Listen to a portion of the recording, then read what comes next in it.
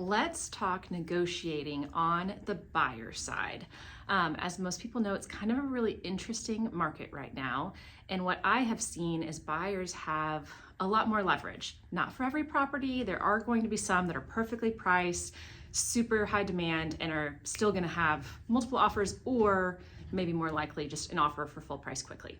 However, you're seeing more and more listings sitting for longer and longer, 30 days, 45 days, 60 days, and we are seeing sellers being more willing to negotiate on price and closing costs.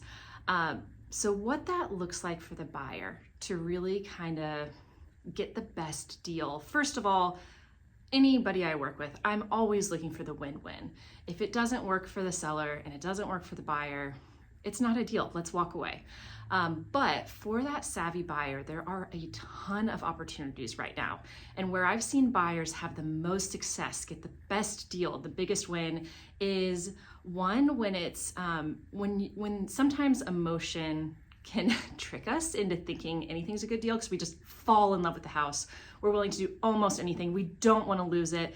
And we just have to understand if it's that scenario and you just can't walk away, you're often going to kind of negotiate against yourself because you don't have the power to walk away. You're not willing to.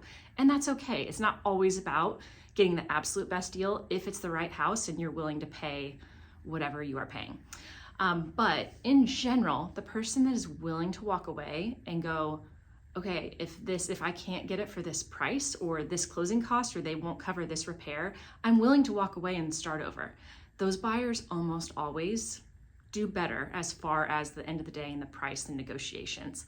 And also you have to know that time on market is the enemy of any listing, right? The longer a listing sits, the more anxious the seller's getting about selling, the more willing they are to drop the price or give closing costs or take on some repair that they might not have initially wanted to do because they might have an extra mortgage payment. They might have that bridge loan. They might be looking into, oh my gosh, it's fall and then it's going to be winter and nothing's going to sell. So they just want to get to that finish line, especially if you can be flexible and go, I'll buy it as is, we'll close really quickly.